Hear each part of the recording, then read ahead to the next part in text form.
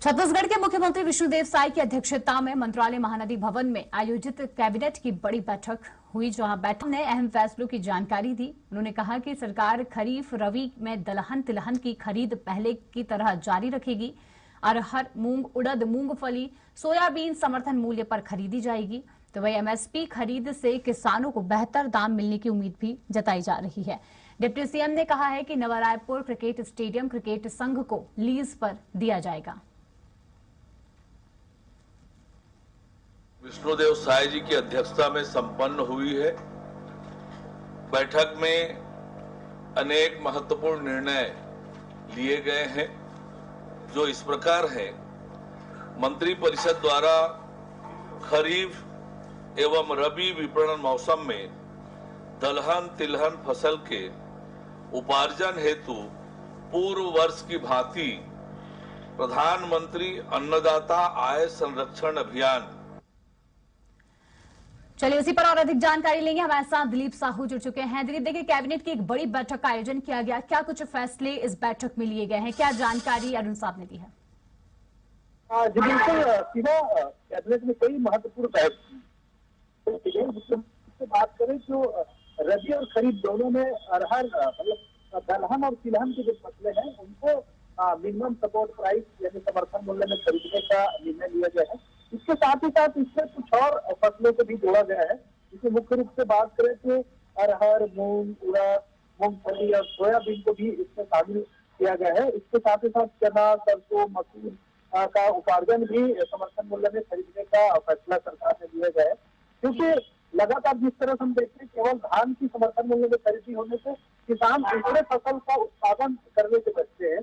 उससे दूसरी फसल जो खासतौर से दलहन और तिलहन की फसलों में बढ़ोतरी के लिए यह सार्थक होगा कि इनकी सपोर्ट प्राइस पर खरीदी हो और इसको सुनिश्चित करे सरकार। और क्योंकि सरकार ने बड़ा निर्णय लिया है कि रबी फसल और खरीफ फसल दोनों के मौसम में जो दलहन और तिलहन का उत्पादन किसान करेंगे उन्हें समर्थन मूल्य पर खरीदी की जाएगी। निश्चित तौर से इसमें फसल चक्र में बदलाव देखने को मिलेगा और ये एक अच्छी फैसला है सरकार का, ताकि दलहन तिलहन को भी प्रदेश में बढ़ावा मिल सके।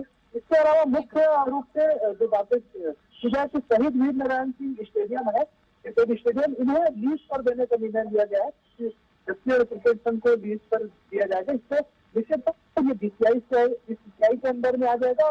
यहाँ पर अभी जो इक्के दुक्के मैच होते हैं साल में 2020 और लेकिन आने वाले समय में लीज पर दे देने से ये होगा कि जितने अंतर्राष्ट्रीय स्तर के राष्ट्रीय और अंतर्राष्ट्रीय स्तर के ज्यादा से ज्यादा यहाँ मैच होंगे, यहाँ जो उभरते हुए क्रिकेट खिलाड़ी हैं उनके लिए भी बेहतर गेमिंग की सुविधा उपलब्ध होगी। इसके साथ ही साथ उन्हें आधुनिक तमाम तरह की सुविधाएं मिलेंगे, बेहतर कोच मिलेंगे। तो अच्छी फैसला है सरकार का। बीसीसीआई के अंदर में होने से स्टेडियम का रख रखाव भी अच्छी तरीके से होगा।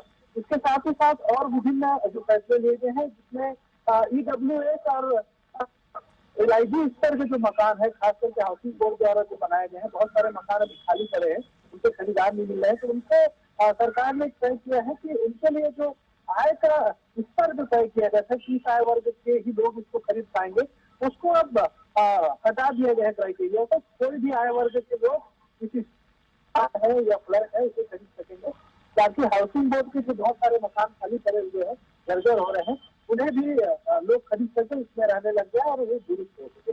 इस तरह से बड़ा निर्णय लिया गया है।